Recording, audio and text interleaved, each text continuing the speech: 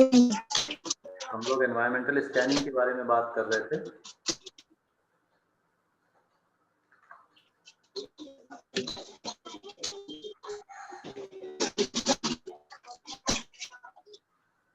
The screen is visible, I hope.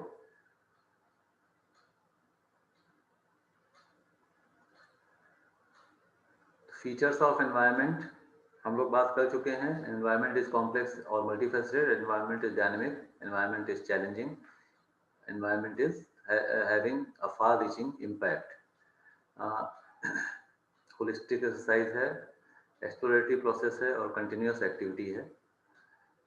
Events, trends, issues को और expectations को हम लोग स्टडी करते हैं।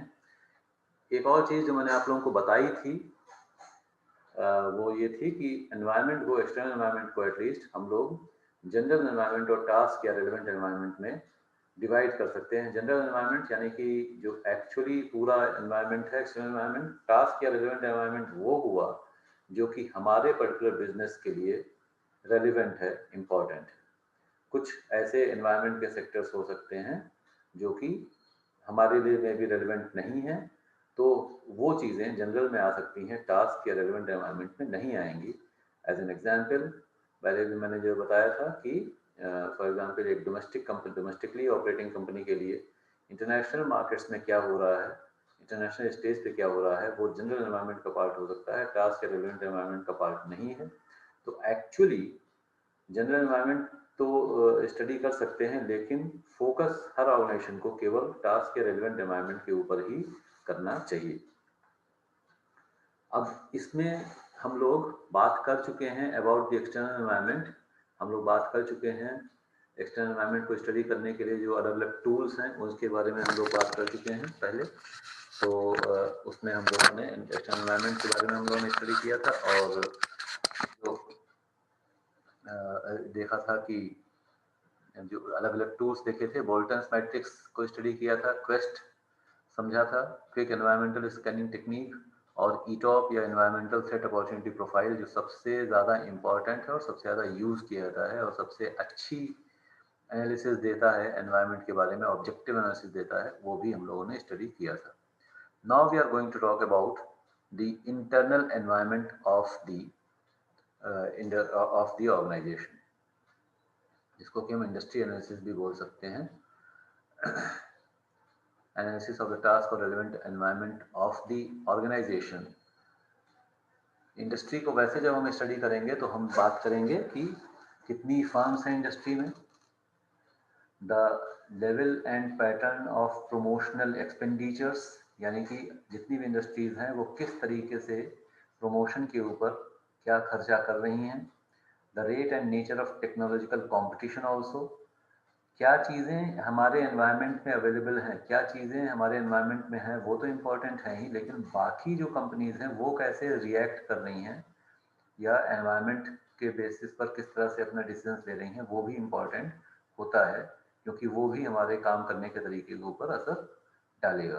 तो इसलिए level and pattern of promotional expenditures by other players in the industry, the rate and nature of technological competition, मतलब कि अगर टेक्नोलॉजिकल अपग्रेडेशन, टेक्नोलॉजिकल चेंज तो होता ही रहता है, ये एक कंटिन्यूसली चलने वाला प्रोसेस है, लेकिन हमारे कॉम्पिटिटर्स कितनी तेजी से उस टेक्नोलॉजिकल चेंज को अडॉप्ट कर रहे हैं और उससे अपने आप को एडेप्टेबल बना रहे हैं, ये दोनों चीज़ें भी इम्पॉर्टेंट हैं। तो अगर ज़्यादा तेजी से टेक्नोलॉजिकल चेंज हो रहा है तो फिर हमें भी वो काम करना पड़ेगा, अगर उतना तेज़ी से नहीं हो रहा है तो हम थोड़ा सा स्लो भी हो सकते हैं, या फिर वो चीज़ हमारे लिए अपॉर्चुनिटी भी हो सकती है कि हम वो चेंजेस अडॉप्ट करें। तो the rate and nature of technological competition, the relative size of the firms, जो फर्म्स हैं, जो हमारे कॉम्पिटिटर्स हैं, उनका साइज कितना है, बड़ी हैं, छोटी हैं, हमारे मुकाबले उनका साइज कैसा है, ये सारी चीज़ें भी इम्पोर्टेंट होंगी। And obviously consumer preferences for the product and for related products also.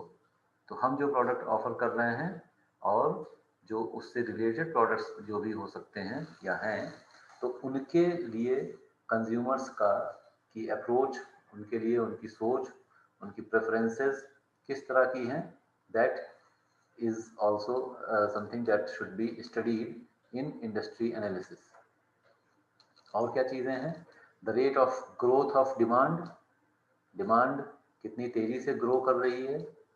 Extent of product differentiation, product differentiation एक मार्केटिंग में जो टर्म हम लोग यूज़ करते हैं, जिसके अगर सेम प्रोडक्ट भी है तो भी हमारे पर्टिकुलर प्रोडक्ट में क्या डिफरेंट है, क्या अलग है बाकी और कंपनीज के और ऑर्गेनाइजेशंस की और फर्म्स की ऑफरिंग्स के मुकाबले ये भी इम्पोर्टेंट होता है।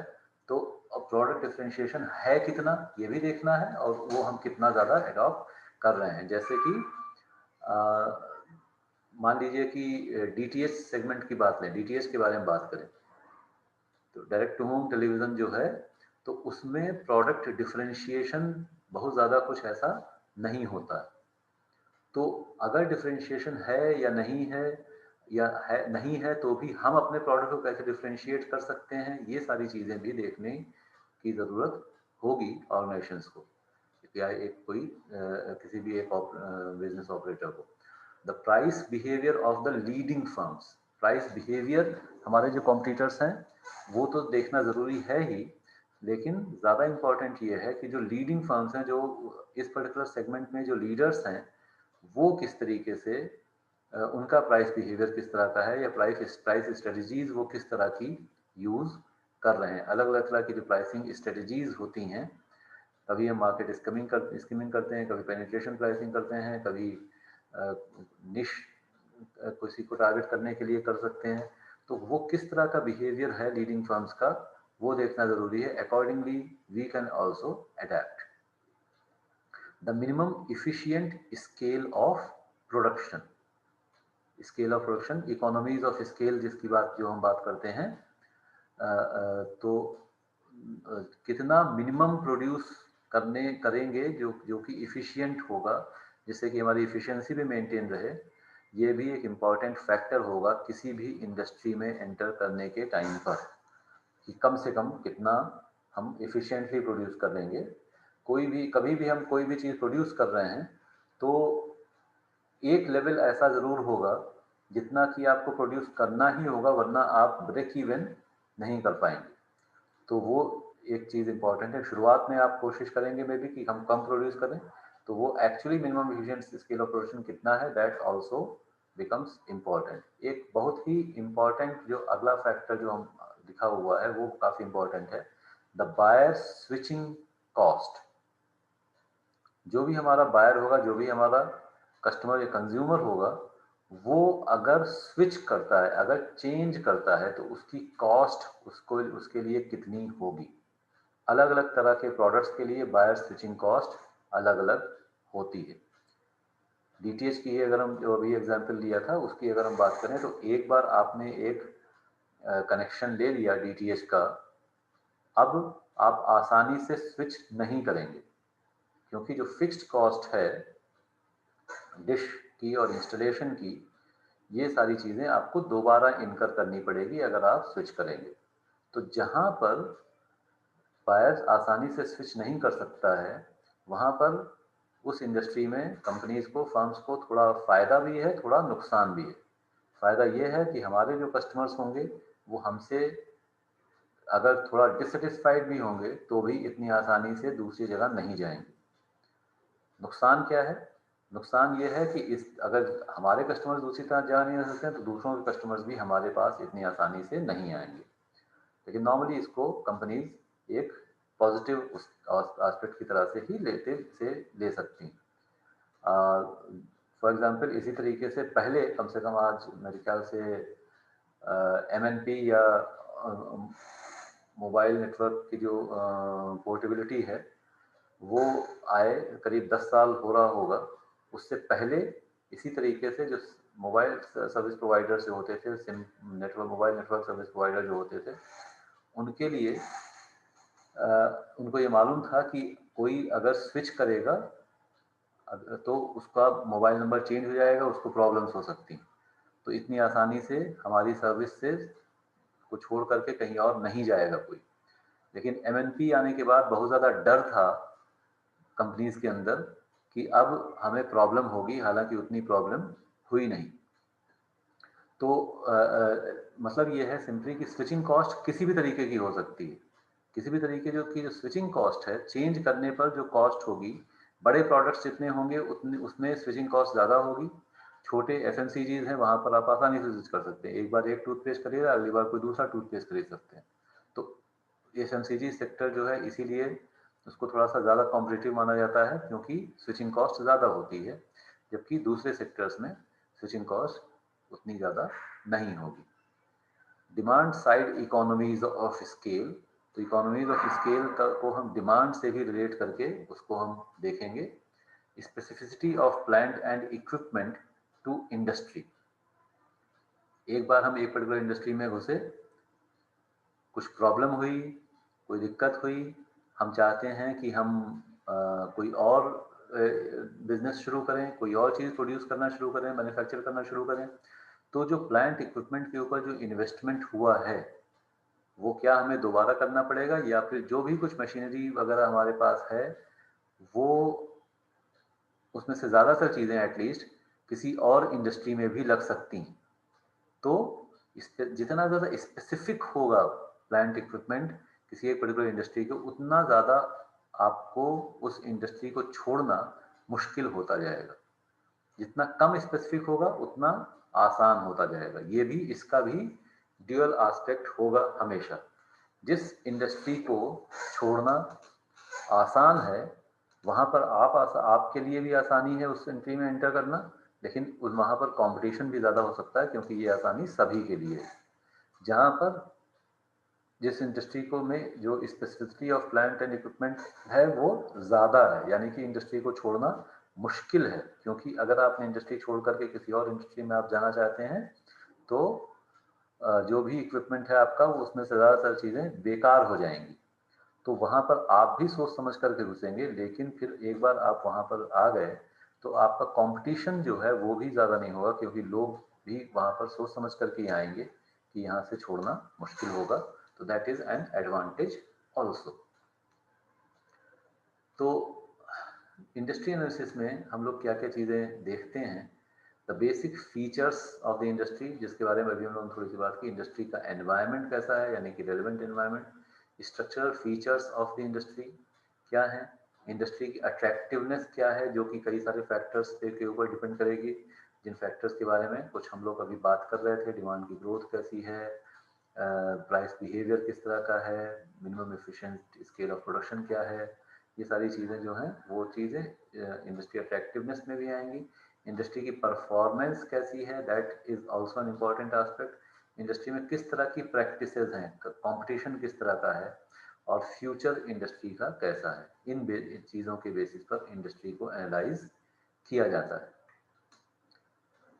तो बेसिक फीचर्स में क्या चीज़ें आ गई, a brief overview of the current status of the industry, industry का करंट साइज क्या है ये देखना, इंडस्ट्री में प्रोडक्ट ऑफरिंग्स क्या हैं, अलग अलग कंपनीज के जो रिलेटिव वॉल्यूम्स हैं, सेल्स वॉल्यूम क्या हैं, अलग अलग प्रोडक्ट्स के रिलेटिव वॉल्यूम्स किस तरह के हैं, और रीसेंट पास्ट में इंडस्ट्री की परफॉर्मेंस किस तरह की रही है।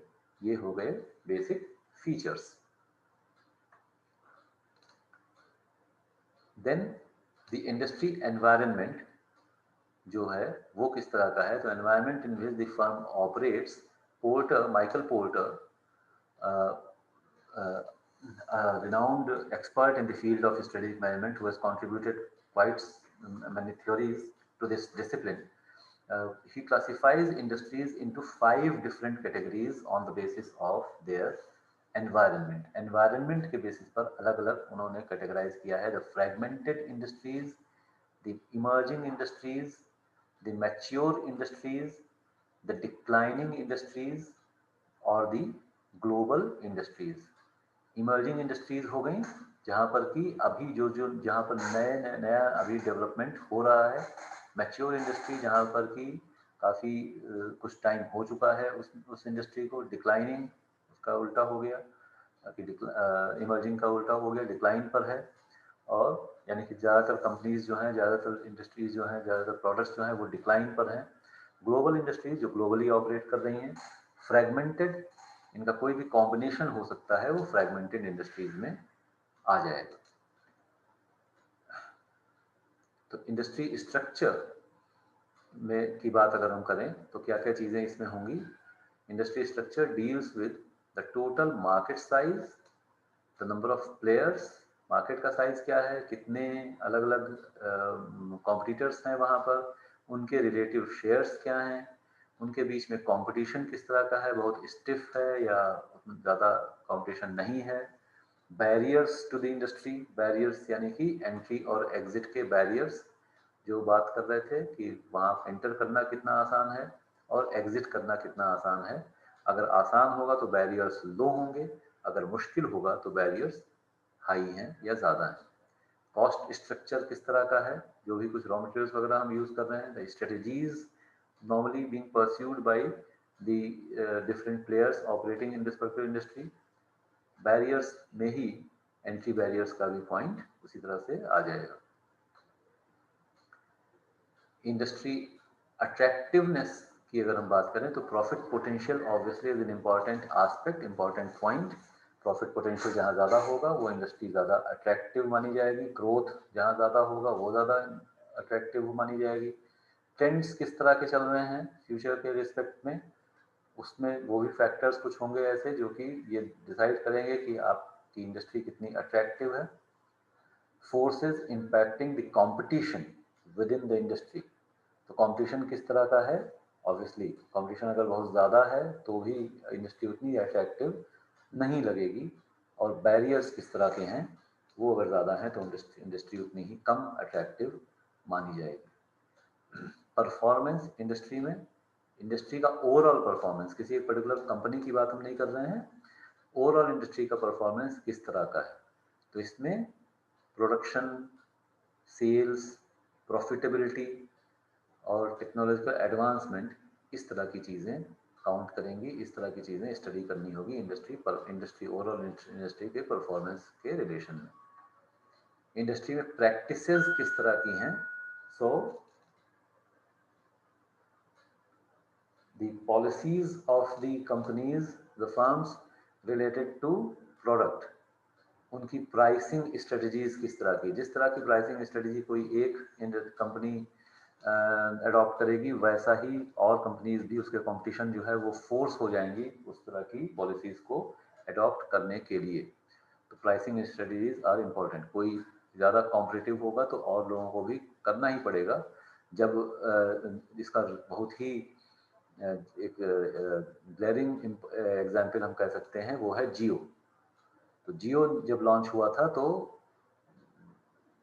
1 साल तक करीब फ्री डेटा दिया था, तो बाकी सारी कंपनीज के ऊपर उसका काफ़ी ज़्यादा इम्पैक्ट पड़ा। नॉर्मली क्या होता है कि जो कंपटीशन होता है सारी इंडस्ट्रीज को, इंडस्ट्री में किसी भी अलग अलग कंपनीज को पता रहता है कि प्राइस वॉर जो है वो ज़्यादा बेनिफिट किसी को भी नहीं पहुंचाने वाला है। प्राइस वॉर अगर हम करना शुरू करें या लो प्राइस पे ऑफर करना शुरू करें तो ए ने बी से कम किया,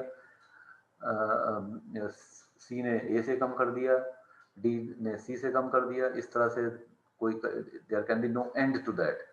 नॉर्मली इंडस्ट्रीज कुछ एक अनरिटन अंडरस्टैंडिंग पे भी पहुंच जाते हैं कि इससे नीचे का प्राइस हम नहीं चार्ज करेंगे, और कुछ एक ब्रैकेट अपना रखती हैं जिसमें कि वो उनके प्राइसेस रहते हैं।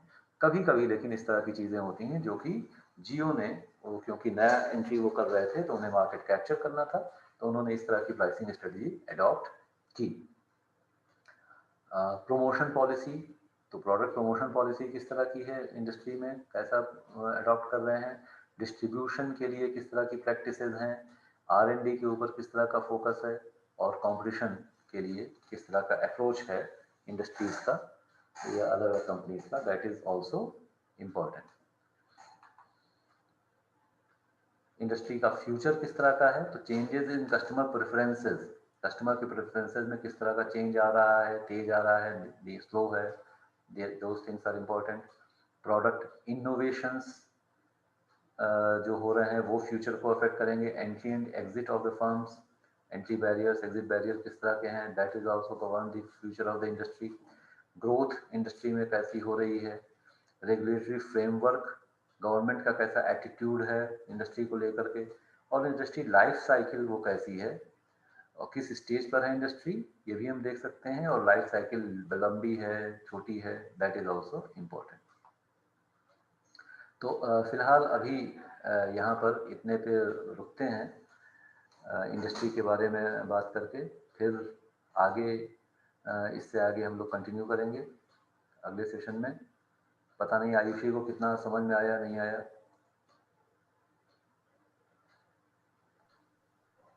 समझ में आ गया। ठीक है।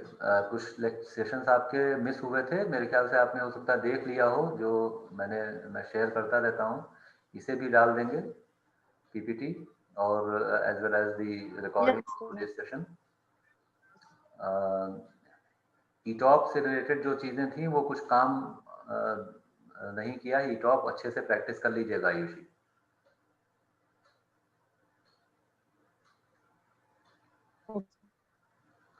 ठीक। वीडियोस देखे थे सर सारे।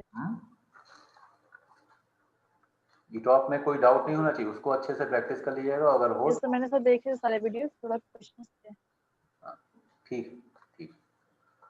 Okay then, thank you.